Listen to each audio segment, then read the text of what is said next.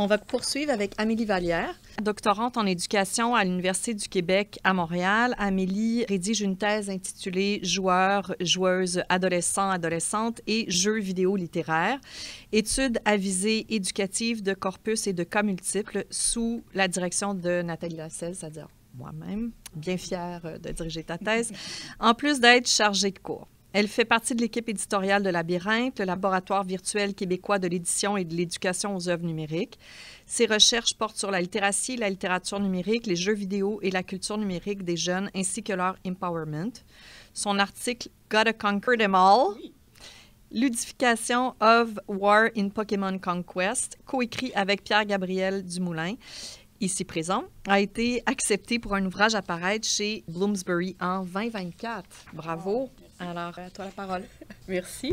Bonjour tout le monde. Tout d'abord, merci de m'avoir invité, de m'accueillir. Aujourd'hui, ce que je vais vous présenter, en fait, c'est le potentiel pour sensibiliser avec des enjeux queer par l'entremise de jeux vidéo littéraires ou à fort potentiel littéraire. Plus en particulier, le jeu If Found, qui est un des jeux que j'utilise dans le cadre de ma thèse. Parce que je suis une bonne étudiante, j'ai fait un plan de présentation, l'habitude, on ne peut pas s'en défaire. Donc, je vais vous spécifier un peu la mise en contexte par rapport à ma thèse. Par la suite, je vais vous expliquer comment l'analyse des jeux vidéo pour ma thèse a été faite, et en particulier par rapport au discours qu'il promeut. Et à la fin, je vais vous présenter If Found, qui est un jeu empathique et queer à la fois. Tout d'abord, comme ça a été évoqué, je fais ma thèse présentement en éducation et je m'intéresse aux facettes de la littératie numérique qui est développée chez les joueurs, joueuses, adolescents, adolescentes à partir de corpus de jeux vidéo littéraires. Donc, je m'intéresse énormément à l'aspect d'interprétation, l'appropriation des œuvres, le développement des différentes attitudes, savoir-faire qui peuvent y être liés. Éventuellement, en cours de thèse, j'ai redéfini ma posture comme étant une posture féministe queer. Entre autres, puisque lorsque j'ai commencé à entreprendre ma thèse, j'ai eu des grands questionnements par rapport à mon épistémologie personnelle. Et éventuellement, j'en suis venue à voir comme quoi le corpus de jeux vidéo que j'avais mobilisé avait, en majorité du moins, des propos sur des enjeux sociaux, des représentations intéressantes d'enjeux sociaux. Donc, je n'avais pris aucun jeu de grande compagnie AAA à la Ubisoft ou à la Bethesda. J'avais fait par défaut des jeux indépendants avec des thématiques quand même par moments un peu plus difficiles ou un peu plus complexes comme expérience de joueur-joueuse. Cela m'a amené à avoir un corpus de 3 jeux, donc à m'intéresser à comment le discours dans ces jeux vient à être promu. Avant même qu'on discute de jeux vidéo, le philosophe Huizinga, qui s'intéressait énormément à la théorie du jeu, disait déjà que chaque jeu signifie quelque chose, donc a un sens, bien que parfois le sens, on peut essayer de le constater qu'il est autre qu'infantile, peut être difficile. Cela a amené à voir comme quoi tout jeu vidéo a essentiellement une vision spécifique du monde.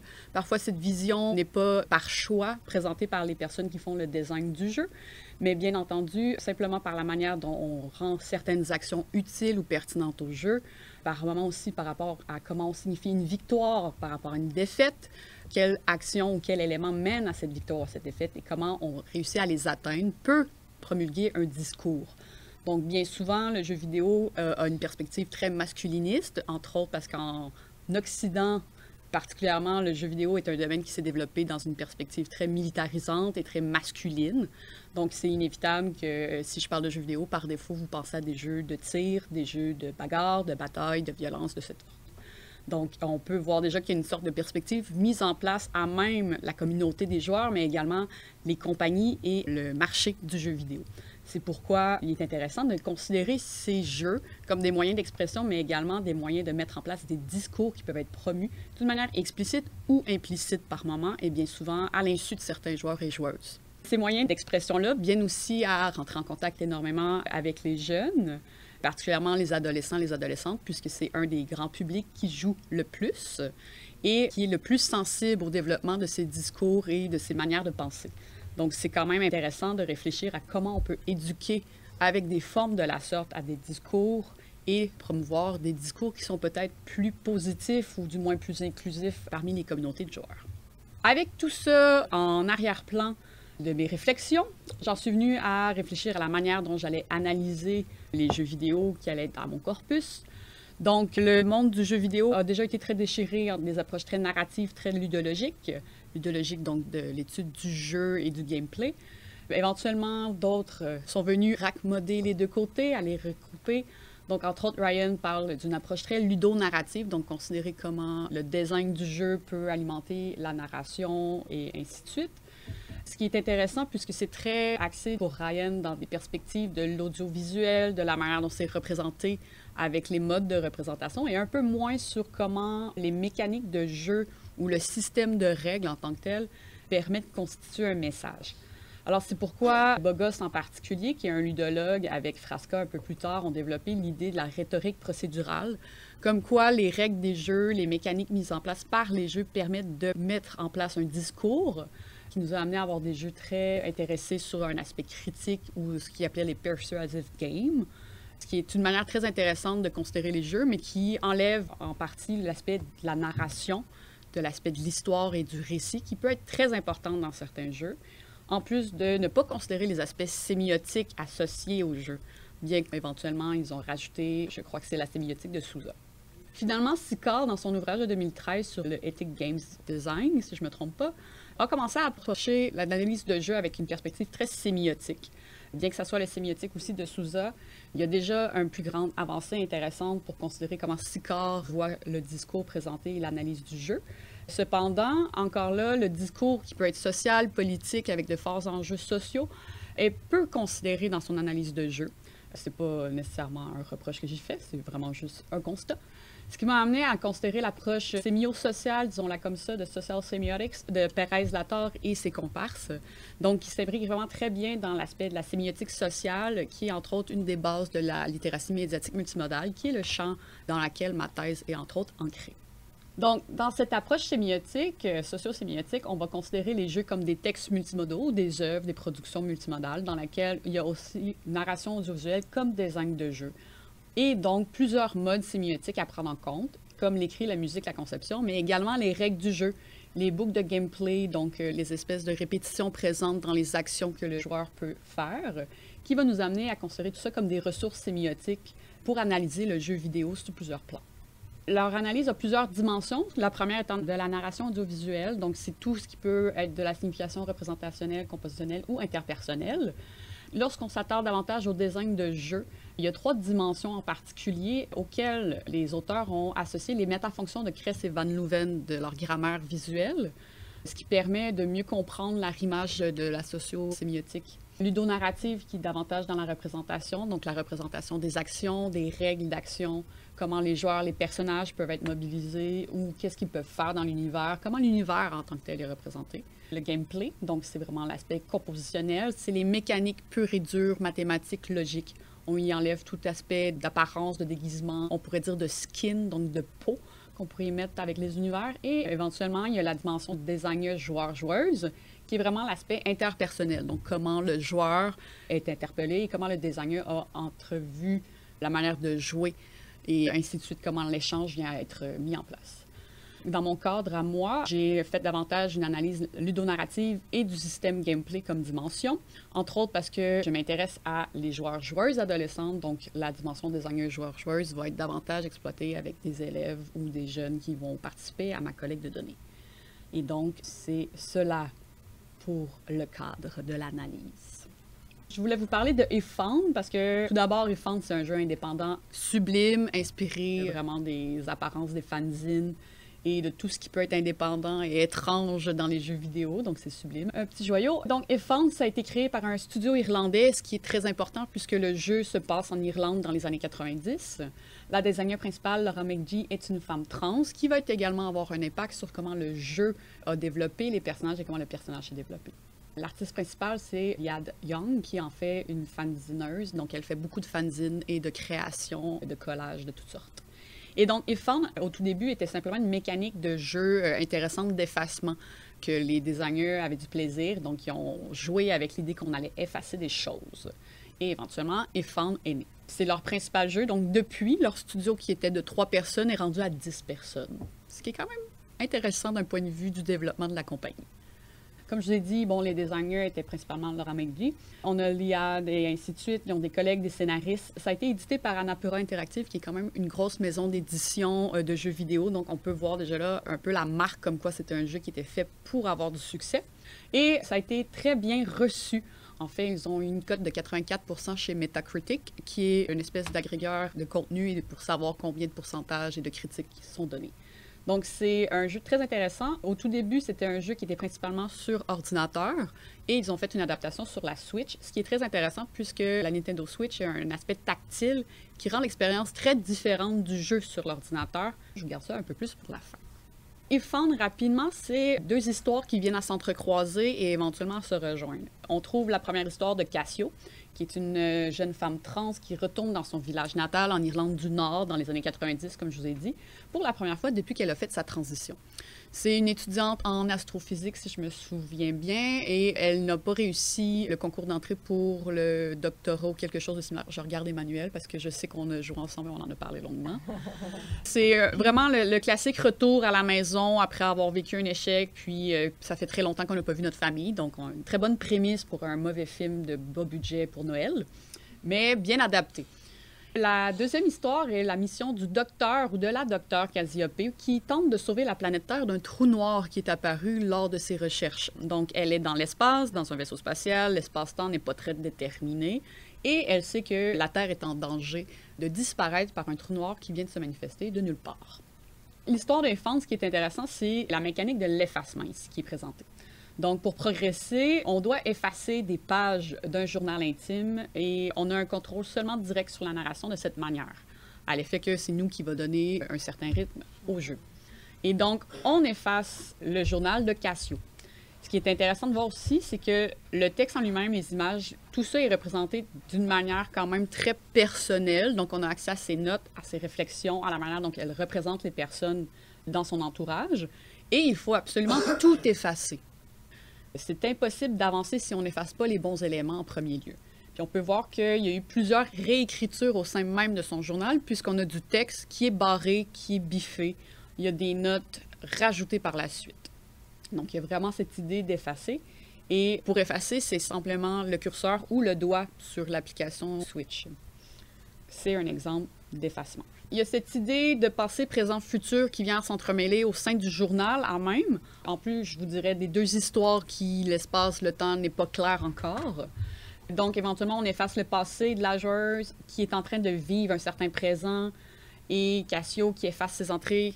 Donc, si on ne joue pas au jeu au complet, les éléments du temps viennent à être très complexes, mais essentiellement, c'est que Cassio, à la fin du jeu, se retrouve seule dans une maison qui était son refuge avec ses amis et elle efface l'entièreté de son journal, dans une espèce de désir de tout effacer ce qui s'est passé parce qu'il est arrivé trop de choses et qu'émotivement, elle ne se sent pas bien. Et donc, elle efface ce qu'elle a noté. Et tout au long du jeu, nous, on efface comme si on était Cassio et on a accès à son passé, à son présent.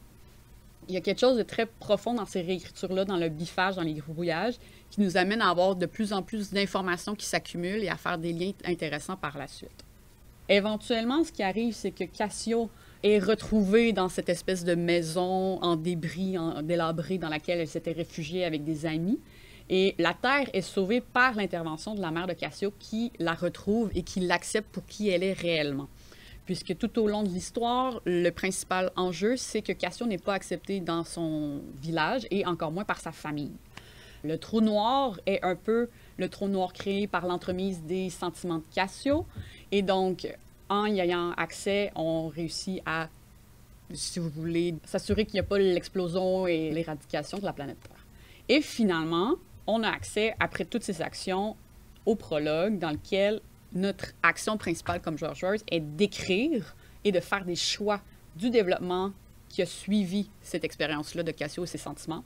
Et donc, éventuellement, on est amené à rédiger dans l'espèce de journal avec le doigt ou le curseur et à faire les choix de qu'est-ce qui est arrivé, comment les personnages sont perçus maintenant, qu'est-ce qu'on a évoqué comme relation maintenant, parce que certaines relations sont brisées, d'autres se sont réouvertes, et ainsi de suite. Ce qui est intéressant dans le jeu Défense, c'est qu'il y a beaucoup de transformations au sein même des personnages. Entre autres, l'identité de Cassio, qui est un aspect quand même très important de l'histoire, est une source de tension au sein même de la famille, mais c'est jamais ce qui définit seulement Cassio. Il y a toujours dans le jeu des éléments supplémentaires qui mettent en place un personnage qui est riche, qui se transforme, qui évolue. On voit une expérience d'une personne queer, d'une personne trans, qui est non stéréotypée, au sens qu'on ne voit pas une dysphorie ou une transition physique. Tout ça a déjà eu lieu, puisque Cassio est déjà une femme et se considère une femme. Le caractère dangereux ou d'instabilité que parfois on associe aux personnages trans, particulièrement dans les jeux, n'est pas présent. Il Il n'y a aucun révèlement choc, il n'y a aucune révélation soudaine qui choque qui que ce soit. Et il n'y a aucune ambiguïté sur son identité de genre. Elle sait qu'elle est une femme, elle se fait challenger au sens qu'elle a imposé ça à sa famille, que sa famille n'est pas d'accord, mais à aucun moment on la remet en question sur son genre. Donc c'est un personnage qui est particulièrement intéressant et qui, originellement, n'était pas un personnage trans. C'est en créant l'œuvre que Laura McGee s'est rendu compte que son personnage avait évolué au fil de l'écriture pour devenir une femme trans, tout comme elle. Mais c'est en aucun point une œuvre autobiographique, c'est une pure fiction. Ce qui est intéressant, c'est que c'est pas seulement le personnage de Cassio qui présente des personnages intéressants et une histoire de transformation. On rencontre le personnage de Chance, qui est un jeune homme initialement qui représente un peu l'étranger ou l'autre dans le village, au sens que sa famille est d'origine indienne. Et donc, il est témoin des réflexions de Cassio, de son changement d'identité. Le choix de son nom particulièrement l'interpelle, puisque Chance, c'est pas son vrai prénom. Il n'a jamais aimé son initial prénom. Chance, il l'a pris par défaut, puisque c'est un surnom. Éventuellement, il vient à changer de nom. Et les réflexions de Chance sont seulement révélées à la fin du jeu, lorsqu'on est dans l'épilogue. Donc, c'est selon les choix qu'on va faire qu'on va pouvoir avoir accès à la réflexion également de Chance. Et ces réflexions-là sont des réflexions d'une personne qui ne s'est jamais identifiée à son genre ou à son nom et qui choisit de devenir une personne non-binaire avec un nouveau nom et qui vit très bien sa vie. If Found, j'essaie de faire ça plus bref parce que j'ai tendance à m'étendre. L'histoire a été créée autour de l'idée de créer un trou noir avec une expérience particulièrement négative. Le point de départ était ça et l'effacement. L'histoire de Cassio et ainsi de suite a été élaborée par la suite avec d'autres itérations. Et donc, l'idée était de vraiment ressentir aux joueurs et aux joueuses un élément vraiment important de l'expérience d'être justement vraiment mal reçu dans son village, retournant à un endroit qui devrait être réconfortant avec une mère aimante, alors que c'est pas du tout le cas. Et donc, on a vraiment voulu faire vivre une expérience par l'affect dans le jeu et par la phénoménologie, d'où pourquoi on peut parler d'un jeu empathique. Bien souvent, les jeux empathiques ont ce désir-là de nous faire vivre des expériences qui nous sortent un peu de ce qu'on connaît. Et c'est une expérience particulièrement queer dans ce cas-ci parce que ce qu'on fait ressentir ou qu'on désire faire ressentir et éventuellement explorer aux joueurs ou joueuses est, dans le fond, les sentiments négatifs qui peuvent être associés à l'identité de genre ou à qu'est-ce qu'on peut vivre au jour le jour comme personne marginalisée. Dans ce cas-ci, le problème n'est pas tant le personnage que qu'est-ce que son entourage lui fait vivre. C'est ça qui est particulièrement évocateur dans ce jeu-là. On essaie vraiment de faire ressentir, de connecter entre le jeu et le joueur. Donc, on est vraiment dans un jeu empathique comme Ibister l'évoque. Par contre, c'est vraiment au-delà même du sens commercial qu'on attribue maintenant au jeu empathique. Parce que maintenant, depuis que le jeu empathique a été créé, ou du moins considéré davantage, il y a une panoplie de jeux qui veut vraiment nous faire réfléchir, nous amener à changer notre point de vue, notre perspective. Et parfois, il y a une grande dissonance entre les mécaniques de jeu et le message qui est présenté. Donc, on parle souvent de jeux empathiques avec des guillemets au sens très commercial de on y met une étiquette comme quoi on va vous faire réfléchir alors que c'est pas nécessairement l'expérience qu'on vit. Alors, c'est pourquoi, entre autres, en m'appuyant sur Reberg, qui s'intéresse beaucoup aux jeux queer, on peut vraiment réfléchir à If Found comme un jeu qui est queer avant tout. Donc, l'objectif souvent des jeux queer est de nous faire vivre des expériences queer qui sont rarement très stéréotypées ou très imbriquées dans les discours masculinistes des autres jeux qu'on rencontre. Avec toute cette idée de queerness qui est apparue, on est vraiment au-delà de la question de la représentation et de l'inclusion. On veut vraiment aller plus loin pour rendre un jeu véritablement queer. Donc, on veut faire vivre des expériences queer. Et bien souvent, avec le travail de Halberstam, qui est Queer Art of Failure, c'est l'idée de vivre des expériences qui ne seront pas amusantes, qui ne vont pas nous amener le fun typique d'un jeu. Qu'il y ait une happy end ou non, c'est pas un problème. Ici, c'est l'idée de rejeter la tradition du plaisir qui est associé au gameplay puis au jeu pour arriver à démontrer justement qu'avec un affect queer, on résiste à une narration qui est dominante du happy ending, du plaisir, de la joie. Et c'est ça qui nous amène à développer une véritable empathie et éventuellement pouvoir dire être une véritable alliée, entre guillemets, de la communauté. Donc, c'est avec cette manière-là de résister, de nous faire vivre des expériences négatives, malaisantes, que des jeux queer nous amènent à être vraiment sensibilisés aux enjeux qui sont associés à ces communautés-là. La chose que Clark souligne qui est particulièrement intéressante, c'est que tout cela a une portée particulièrement accrue pour développer des jeux véritablement empathiques. Donc, en mettant des personnages en scène, en s'assurant que leur histoire raconte de véritables choses que des personnes queer vivent, et non seulement le stéréotype de la personne qui est mal dans sa peau, qui ne sait pas comment se retrouver.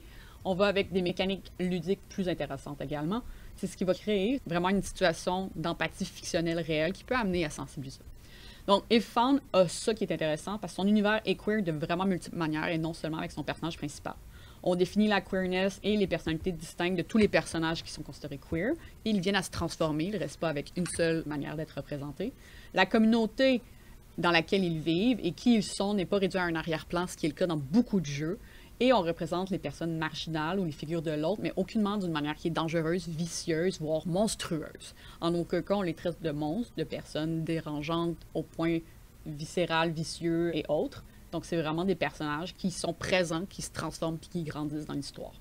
Et la mécanique de l'effacement aussi fait part d'une mécanique ludique vraiment intéressante pour vivre l'expérience, puisque c'est en effaçant et en manipulant en même le texte représenté dans le journal qu'on vit un peu par proxy cette idée révélatrice de l'expérience de l'identité de genre et de la réception de qui on est comme être humain à travers tout ça. Donc, on mobilise des compétences qu'on va juger technosémiotiques, littéraires et des figures de manipulation diverses qui peuvent être répertoriées, Bouchardon et autres le font, qui sont vraiment pertinentes et évocatrices de l'expérience. Ouais, la musique est vraiment quelque chose dans ce jeu aussi. Ils font ici la scène du trou noir. La manière que c'est faite, parce que c'est le joueur qui efface, c'est le joueur qui crée le trou noir et qui vient à effacer Cassio parce qu'elle veut s'effacer dans ce trou noir-là. Donc, il y a vraiment un rapport de mise en abîme particulièrement intéressant avec les mécaniques de jeu. Tout ça pour dire finalement, puis je vais vous laisser sur cette citation que je trouve particulièrement intéressante de Bride, c'est que les jeux n'ont pas besoin d'être des systèmes ou des règles pour exister en tant que tels. Les jeux viennent d'une attitude ludique et d'un engagement honnête avec ce contexte ludique-là en particulier. Et, bien entendu, il faut considérer que les jeux qu'on juge traditionnels, je mets des guillemets au sens de les gros jeux de grosses compagnies élaborés dans une perspective plus masculiniste, ne vont pas permettre aux gens d'être réellement présents tout le temps. Ils ne vont pas se confronter à des contextes ou faire preuve d'empathie d'une manière réelle. Donc, ça rentre beaucoup en écho avec ton propos, Amélie.